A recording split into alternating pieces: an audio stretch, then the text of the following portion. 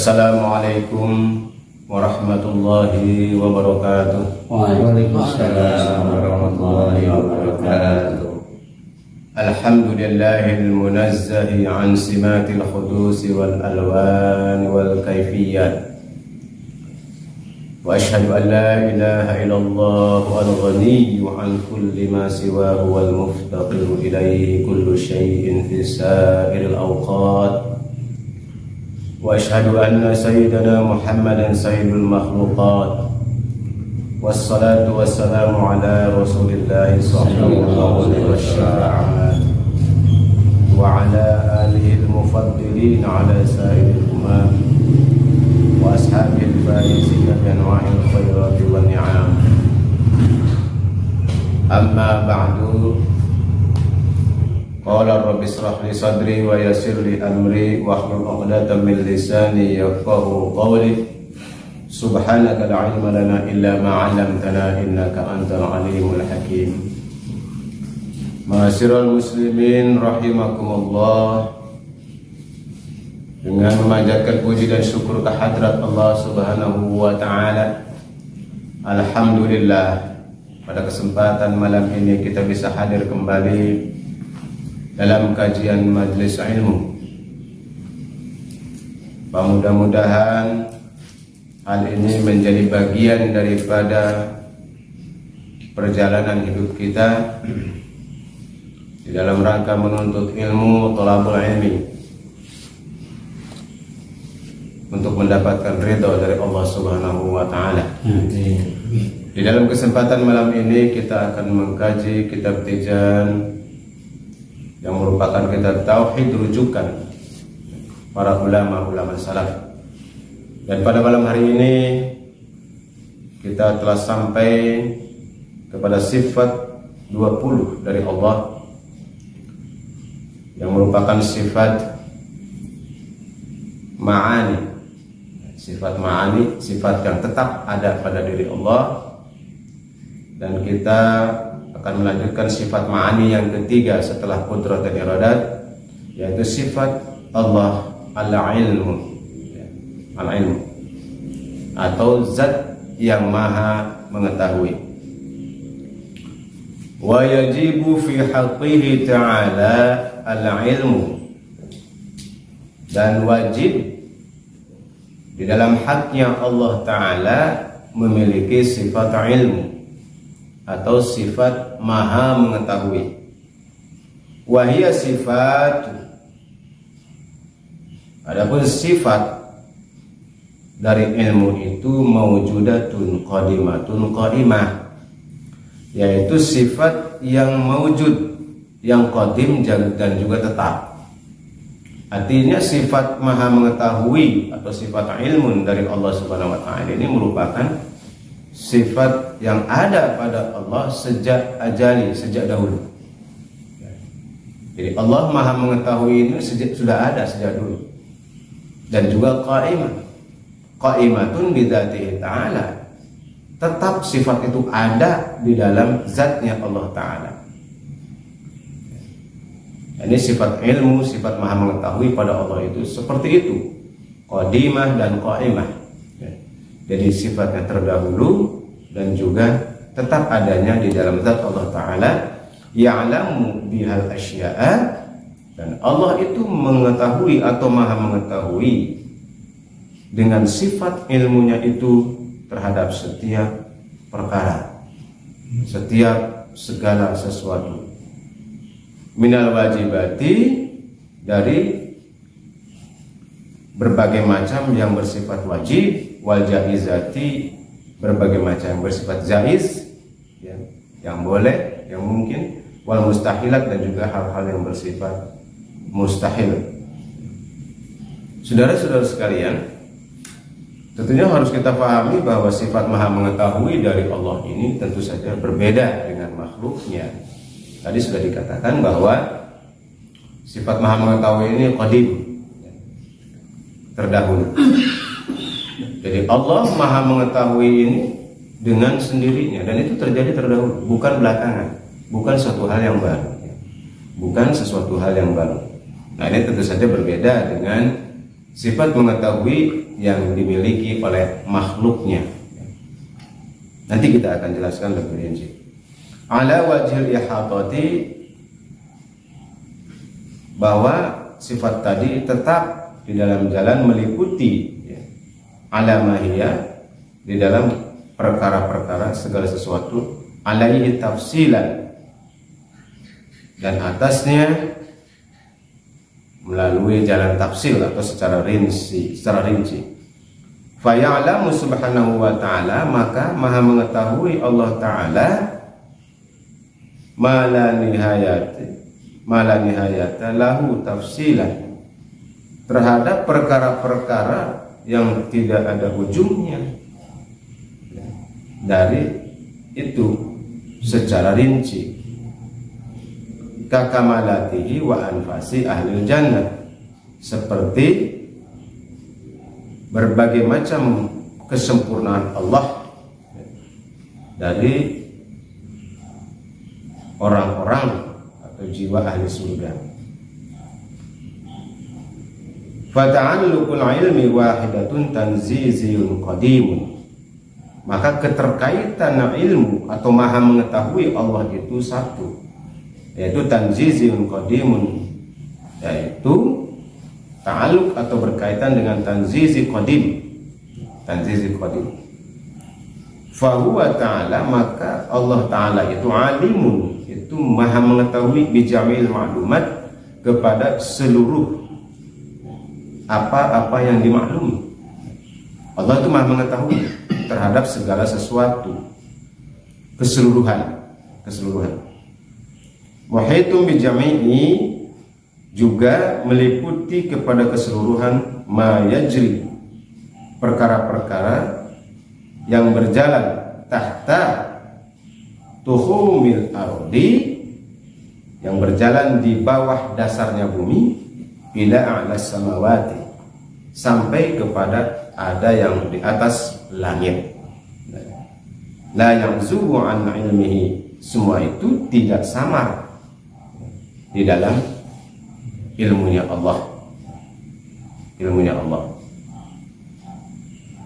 Misqalu dzarratin, walaupun itu seberah zarah, fil ardi, di dalam bumi atau di atas bumi, wala fis samai, dan juga tidak samar untuk mengetahui apa-apa yang ada di langit. Bal ya'lamu dabiban namlatis sauda, bahkan Allah maha mengetahui terhadap merayapnya namlatis sauda. Namlatis sauda ini berarti semut hitam.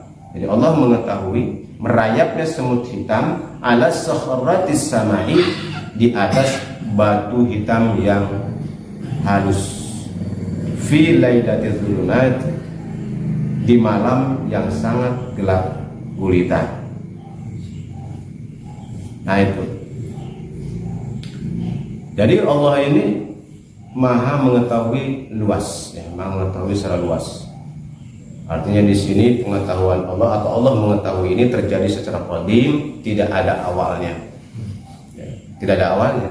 Berbeda dengan makhluk. Kalau makhluk itu mengetahui, punya ilmu, diawali dari ketidaktahuan.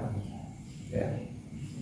Seperti kita manusia ini dilahirkan dalam keadaan tidak tahu. Ya, dilahirkan dalam keadaan tidak tahu.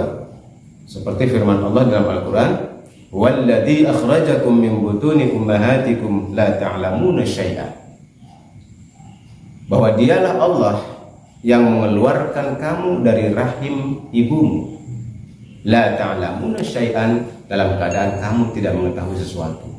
Nah itulah kita manusia. Jadi ketika manusia dilahirkan ke dalam dunia ini tidak tahu apa-apa, tidak mengetahui apa-apa. Ketika dilahirkan dari rahim seorang ibu, tidak ada satu orang pun yang langsung pandai ketika dilahirkan. Semuanya tidak tahu apa-apa, semuanya dalam keadaan bodoh. Ya. Itulah makhluknya, itulah makhluk. Tetapi Allah tidak demikian. Oleh karena itu sifat ilmu Allah, sifat maha mengetahui Allah ini itu tidak terbatas, ya, dan bersifat qadim terdahulu dan juga azali, ya, selamatnya. Allah mengetahui itu selamatnya. Berbeda dengan manusia. Kalau manusia mengetahui ada lupanya, ada tidak tahunya. Tetapi Allah mengetahui sebelum peristiwa itu terjadi dan sesudah peristiwa itu terjadi. Allah Maha mengetahui. Tidak ada yang samar sedikit pun. Tidak ada yang keliru, tidak ada yang terlepas daripada pengetahuan Allah Subhanahu wa taala dengan segala macam kesempurnaannya. Baik secara ijmali, secara keseluruhan maupun secara rinci. Apa yang ada di alam semesta ini, baik zahir maupun batin, baik secara keseluruhan maupun secara detil, secara rincinya, Allah Maha mengetahui. Oleh karena itu salah satu contoh, Allah Maha mengetahui perbuatan seseorang yang zahir maupun yang batin. Allah Maha mengetahui perbuatan seseorang secara zahir maupun perbuatan seseorang secara batin, atau lintasan hati seseorang. Allah Maha mengetahui apa yang ada dalam pikiran kita, apa yang ada di lintas dalam hati kita. Allah Maha mengetahui tentang itu. Tidak ada yang tersembunyi sedikit pun dari sifat ilmunya Allah. Nah, ini memang penting sekali untuk difahami oleh kita tentang sifat 20 al-ilmu ini. Sehingga dengan demikian kita akan selalu berada di dalam keyakinan, berada dalam pengawasan Allah Subhanahu wa taala. Ini efeknya luar biasa tentang sifat 20 yang ini. Bagi diri kita untuk memberikan motivasi, keyakinan yang kuat ya, di dalam diri kita. Kalau kita sudah mengetahui bahwa Allah itu memiliki sifat ilmu, maka tidak akan ada ragu lagi di dalam diri kita. Apa yang kita lakukan, apa yang kita rencanakan, kita yakin Allah tahu. Kita yakin Allah tahu. Oleh karena itu, ketika berdoa kita juga yakin bahwa doa kita didengar oleh Allah, bahwa Allah mengetahui doa-doa kita. Baik doa itu diucapkan oleh lisan maupun doa yang tersimpan di dalam hati. Itu Allah tahu. Allah mengetahui setiap keluh kesah kita dan sebagainya, itu Allah Maha mengetahui. Kalau sudah demikian, maka keyakinan akan semakin kuat, keyakinan akan semakin teguh tentang keberadaan Allah. Begitu juga di dalam melakukan kebaikan, melakukan amal soleh. Kita tidak hirau dengan urusan manusia. Apakah amal soleh kita itu akan dilihat oleh manusia atau tidak, nggak jadi urusan. Kalau kita sudah bertauhid tentang ilmu Allah, tentang Allah yang Maha mengetahui, kita tidak akan ada urusan. Apakah amal soleh kita dilihat oleh manusia atau tidak, itu sudah nggak ada urusan. Artinya sudah nggak peduli, karena dia yakin bahwa Allah Maha mengetahui. Allah tahu. Allah tahu. Apakah amal soleh kita, perbuatan baik kita dipuji orang atau tidak, bagi dia sudah tidak ada persoalan. Bagi orang yang bertauhid sudah tidak ada persoalan tentang itu. Tidak terpengaruh. Sepanjang apa yang dia yakini bahwa itu adalah merupakan kebenaran yang diperintahkan oleh Allah dan Rasulullah SAW, maka dia lakukan. Maka dia lakukan. Apapun sikap manusia. Nah, inilah jadi menghasilkan seseorang yang istiqamah, seseorang yang teguh pendiriannya. Orang yang teguh pendirian seperti itu, karena dia yakin bahwa Allah mengetahui apa yang dia pikirkan, apa yang ada di dalam hatinya, lebih-lebih apa yang dia lakukan, baik secara sembunyi-sembunyi maupun secara terang-terangan. Dan semua itu tercatat, semua itu tertib, tercatat, akan diperhitungkan. Walaupun seberat zarah tadi dikatakan, walaupun seberat zarah, sebesar debu, Allah tahu. Alhasil ini akan menimbulkan semangat bagi kita untuk selalu melakukan kebaikan sekecil apapun. Sehingga ketika melakukan amal soleh, melakukan kebaikan itu tidak pilih-pilih. Sepanjang itu merupakan kebaikan, menimbulkan kemaslahatan bagi diri kita termasuk bagi orang lain, dan sesuai dengan syariat yang ditentukan oleh Allah, dia lakukan. Walaupun nampaknya di mata manusia amal soleh itu kecil, tetapi di sisi Allah belum tentu kecil. Apalagi diiringi dengan sifat ikhlas, sifat ridha, sifat yakin kepada ilmu Allah, kepada Zat Maha mengetahui. Nah, ini amal soleh yang kecil ini akan dinilai besar di sisi Allah Subhanahu wa taala. Nah, ini efeknya daripada kita mempelajari tauhid, bagi diri kita untuk menghasilkan keyakinan yang teguh. Jadi tadi sudah dikatakan bahwa Allah mengetahui secara rinci maupun secara ijmal apa yang ada di dasar bumi, sampai seperti itu. Termasuk apa yang ada di langit, Allah Maha mengetahui tentang itu. Apa yang tersembunyi dan terang-terangan, Allah Maha mengetahui itu. Maka tadi dikatakan bahwa Allah Maha mengetahui termasuk terhadap semut hitam. Bayangkan, semut hitam kemudian dia merayap di batu yang hitam juga, batu hitamnya licin, di malam gelap gulita, tidak ada cahaya sama sekali. Ini sampai diumpamakan seperti itu, saking tidak terlihatnya. Semut hitam merayap di batu hitam yang licin pada malam gelap gulita, bayangkan. Ya. Itu saking tidak terlihatnya, saking tidak terlihatnya. Diumpamakan seperti itu, dan Allah mengetahui tentang itu. Allah mengetahui tentang itu. Ya. Artinya, apalagilah yang terang, ya. Apalagilah yang nyata. Yang tersembunyi seperti itu saja Allah Maha mengetahui. Allah mengetahui apa yang ada di langit maupun apa yang ada di bumi. Salah satu dalil di dalam Al-Quran bisa dilihat di dalam Quran surat Al-Baqarah 231. Allah berfirman di sini, wa'lamu annallaha bikulli syai'in alim. Dan ketahuilah bahwasanya Allah Maha mengetahui segala sesuatu. Nah, ini dalilnya tentang sifat ilmu Allah, yaitu Al-Baqarah 231. Wa'lamu annallaha bikulli syai'in alim. Ketahuilah bahwasanya Allah itu Maha mengetahui segala sesuatu. Maha mengetahui segala sesuatu, berarti tanpa batas. Ya, tanpa batas. Itulah pengetahuan Allah, itulah sifat ilmu Allah, sifat Maha mengetahui Allah, yang dohir maupun yang batin, tidak ada yang tersembunyi. Saudara-saudara sekalian, kita lanjutkan di sini. Bi'ilmin qadimin, dengan ilmunya Allah yang qadim tadi, azalin. Nah, ini bersifat azali, bersifat terdahulu, azali, dan menetap, lam yazal, mausufan bihi fi azalin azal. Jadi tidak berhenti-henti. Allah itu memiliki sifat itu secara terus-menerus, ya, secara langgeng. Jadi Maha mengetahui Allah ini terus-menerus, tidak ada putusnya, tidak ada putusnya. Dari satu peristiwa ke peristiwa lain itu Allah mengetahui, nggak ada putusnya. Tidak ada satu jeda pun di mana pada saat itu Allah tidak tahu, tidak ada itu. Beda dengan kita. Amat banyak kan bagi kita itu. Di sela-sela yang kita ketahui ada banyak yang tidak tahu. Berarti ada putus di situ. Kalau Maha mengetahui Allah tidak. Dari ajali zaman dulu sampai nanti, itu rangkaian peristiwa itu diketahui semua. Tidak ada satu, ya, zarah pun atau satu detik pun atau seperjuta detik pun yang terputus dari pengetahuan Allah. Jadi tidak ada putusnya, nyambung. Dan sejak ajal, bahkan sebelum peristiwa itu terjadi, Allah sudah mengetahui, dan itu berada dalam pengetahuan Allah. Apa yang akan terjadi, yang sudah terjadi kemudian tidak ada, itu semua berada dalam pengetahuan Allah Subhanahu wa Ta'ala. Nah, seperti itu. La bi'ilmin mutajaddidin.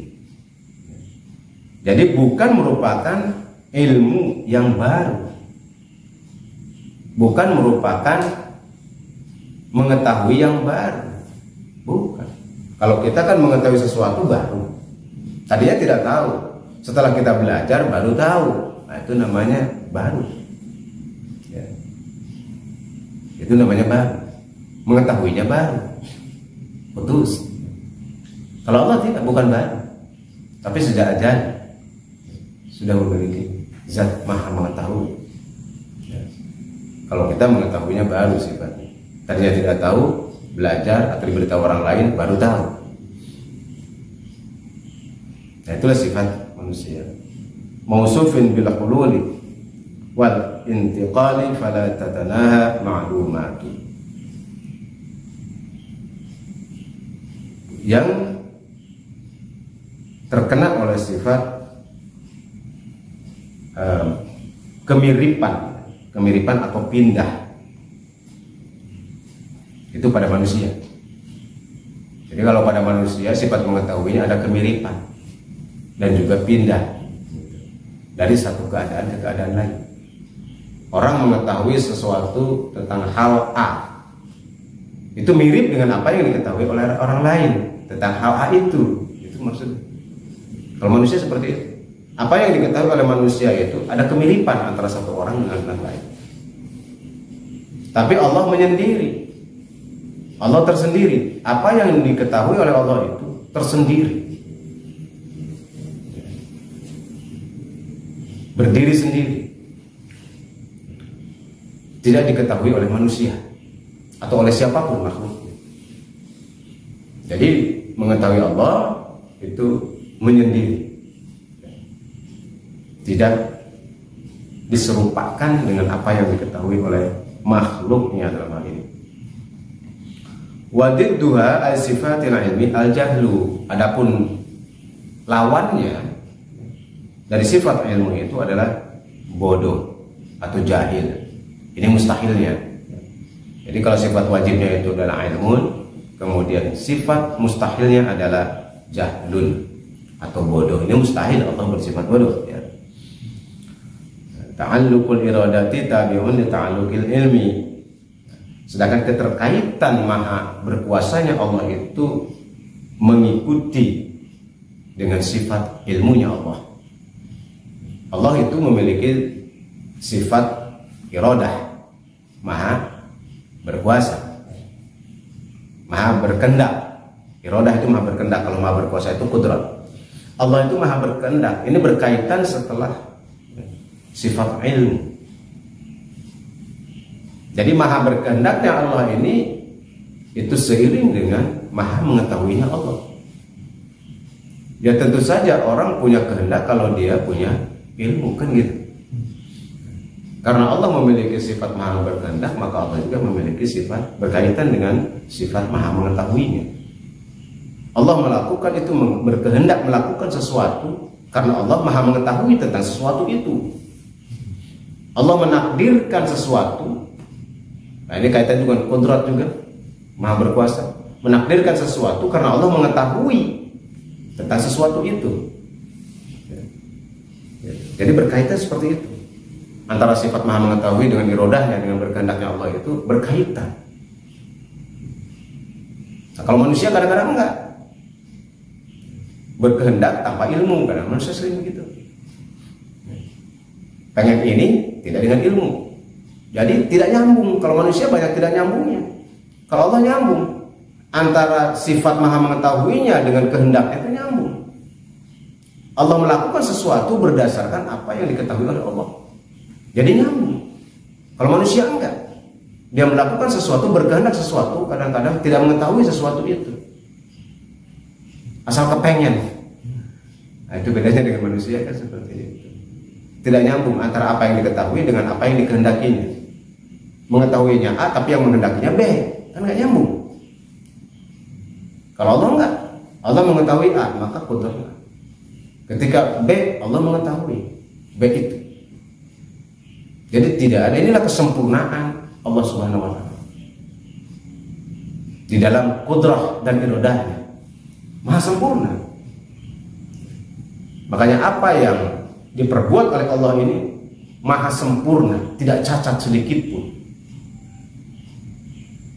Apa yang dilakukan oleh Allah berdasarkan kehendaknya itu maha sempurna, tidak ada cacat, tidak ada kekurangannya. Berbeda dengan manusia. Apa yang dilakukan manusia seringkali banyak cacatnya, jelas tidak sempurna. Kenapa? Karena apa yang diketahui dengan apa yang dilakukan nggak nyambung tadi itu. Dia melakukan, kadang-kadang melakukan sesuatu yang tidak dia ketahui, kan nggak nyambung. Makanya banyaklah timbul kemudaratan, ketidaksesuaian antara apa yang diketahui dengan yang dilakukan. Apa yang dipikirkan dengan yang dilakukan seringkali nggak nyambung, tidak sesuai. Itulah yang mengakibatkan timbulnya kemudaratan. Tapi kalau apa yang diketahui kemudian sesuai dengan apa yang dilakukan, atau yang dilakukan sesuai dengan apa yang diketahui, itu timbullah kemaslahatan. Contohnya dia akan melakukan sesuatu amal soleh, dia tahu bahwa ini perbuatan baik, dia paham itu perbuatan baik, maka dia lakukan perbuatan baik itu, timbullah maslahat. Ya. Tapi banyak orang melakukan sesuatu yang dia tidak ketahui bahwa itu akan menimbulkan kemudaratan, dilakukan saja.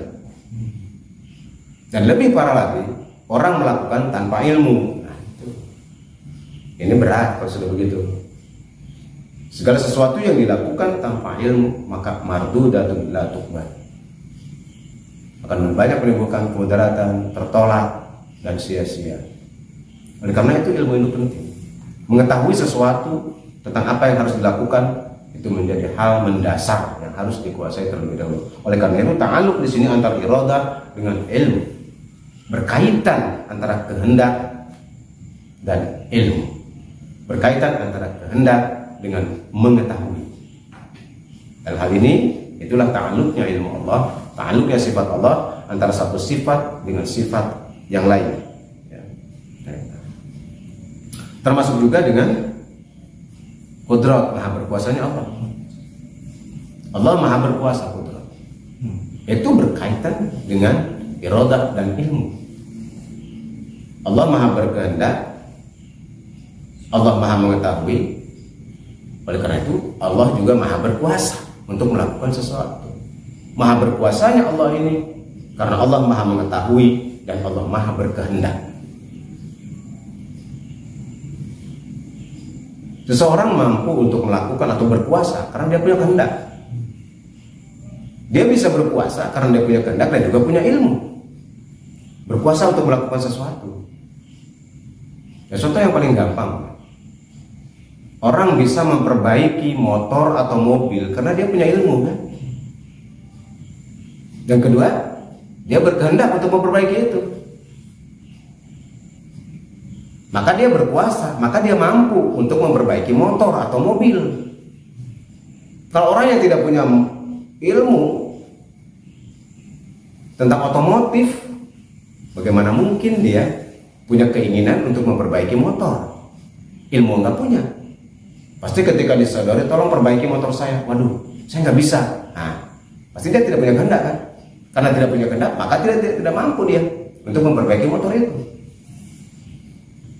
Oleh karena itu, berkuasa ini berkaitan dengan ilmu, iradah, kehendak, maka dia akan mampu untuk melakukan sesuatu. Ada yang disebutkan ke kita sebagai makhluk yang dalam hal ini. Untuk bisa melakukan sesuatu, maka harus diawali dengan mengetahui sesuatu dan didorong oleh keinginan atau kehendak tadi di dalam diri kita untuk melakukan sesuatu. Setelah kita punya ilmu, kemudian ada keinginan di dalam diri kita untuk melakukan sesuatu, maka pada saat itu maka timbullah kemampuan di dalam diri kita untuk melakukan itu. Kalau orang tidak punya ilmu pasti nyerah. Sudah amat tidak punya ilmu, timbulnya kemudian kahayang, ya sudah, tidak akan bisa melakukan sesuatu. Tidak ada yang bisa dihasilkan dari orang itu. Itu gara-gara nggak punya ilmu, nggak punya motivasi, tidak punya keinginan, tidak ada karya, sudah dari itu. Dia tidak berkuasa untuk melakukan sesuatu. Ya. Untuk nanam bunga saja kan harus ada ilmunya. Bertanam, bercocok tanam, itu sudah ilmunya. Ditambah keinginan di dalam dirinya untuk bercocok tanam, baru dia akan punya kemampuan untuk mengelola tanaman itu. Kalau nggak ada itu, nggak punya kemampuan, dia tidak berkuasa. Nah, ini hikmahnya kita memahami sifat-sifat Allah. Dan bagi Allah itu adalah maha sempurna semuanya. Perbuatan Allah itu dengan ilmunya Allah, dengan kehendaknya Allah itu maha sempurna, tidak ada yang cacat sedikit pun. Jadi apa yang terjadi di alam semesta ini kita yakini setelah kita memahami sifat-sifat ma'ani tadi, bahwa apa yang terjadi atas kudrat dan darurat itu Allah itu maha sempurna. Jadi jangan suudzon, jangan salah sangka kepada Allah. Mungkin bagi seseorang kelihatan bahwa apa yang terjadi di alam ini buruk. Katakanlah meletusnya gunung berapi, timbulnya musibah, banyak korban jiwa. Itu kan kodrat Allah. Tapi apa yang terjadi daripada meletusnya gunung ini maha sempurna di sisi Allah Subhanahu wa taala. Ada rahasia yang tidak kita pahami di situ. Kenapa itu terjadi? Dan kita tidak mengetahui setelah gunung meletus apa yang akan terjadi berikutnya. Apakah yang mudaratnya atau maslahatnya dan sebagainya, tidak mengetahui. Tapi setiap peristiwa apapun yang terjadi di alam semesta, termasuk pada diri kita, kita harus yakini bahwa itu adalah kodrat dan iradat Allah yang maha sempurna. Baik yang berbentuk kemaslahatan maupun berbentuk kemudaratan, berbentuk kenikmatan maupun berbentuk musibah. Jadi apa yang terjadi itu adalah maha sempurna di dalam pengetahuan Allah, ya, di dalam pengetahuan. Oleh karena itu Allah mustahil bersifat jahlun, bersifat bodoh, ya. Itu mustahil bagi Allah Subhanahu wa taala. Nah, itulah saudara-saudara sekalian tentang sifat Allah, ya, yang ke-20, sifat Allah yang 20, sifat ilmu dalam hal ini. Nah, ini mudah-mudahan ada manfaatnya bagi kita. Dan yang terpenting di dalam kajian tauhid ini, selain kita memahami tentang sifat-sifat Allah yang 20 tadi, diharapkan ini akan menimbulkan bertambahnya keyakinan di dalam diri kita, bertambahnya motivasi di dalam diri kita untuk senantiasa taat kepada Allah, tunduk patuh kepada Allah, dan mau melakukan kebaikan dan amal saleh sekecil apapun kebaikan itu. Tadi setelah kita mengetahui bahwa Allah itu maha mengetahui, maka bagi orang tersebut dia hanya mengharap Allah saja, tidak bergantung kepada penglihatan manusia atau sikap manusia, karena dia yakini bahwa yang dilakukan adalah kebenaran sesuai dengan perintah Allah. Maka dia yakin Allah tidak lepas dari pengamatannya. Banyak hal yang dapat kita tarik manfaat dari itu dengan mempelajari atau mengetahui tauhid ini. Selain timbulnya keyakinan, selain timbulnya motivasi dalam diri kita untuk senantiasa bersifat optimis di dalam kehidupan kita, penuh keyakinan. Artinya tidak ada yang terlepas dari pengetahuan Allah. Ilmu Allah meliputi segala sesuatu. Segala sesuatu akan banyak menimbulkan sifat penuh harap kepada Allah. Nah, itulah saudara-saudara sekalian sekilas tentang sifat Allah yang ke berapa ini? Yang ke-9, ya. Yang ke-9 yang termasuk kalau dalam sifat ma'aninya ini yang ketiga setelah kodrat, iradat, ilmu. Nah, setelah itu nanti tentang sifat hayat. Nanti insya Allah mudah-mudahan kita ditakdir oleh Allah untuk terus istiqomah dalam kajian ilmu ini, ya. Dan kita berharap apa yang kita lakukan ini akan menimbulkan keridhaan dari Allah Subhanahu wa taala. Terima kasih atas segala perhatiannya. Mohon maaf apabila ada kekeliruan dalam penyampaian ini yang sederhana. Hadanallahu wa iyyakum ajma'in. Wallahu muwaffiq ila aqwamit thoriq. Wassalamualaikum warahmatullahi wabarakatuh.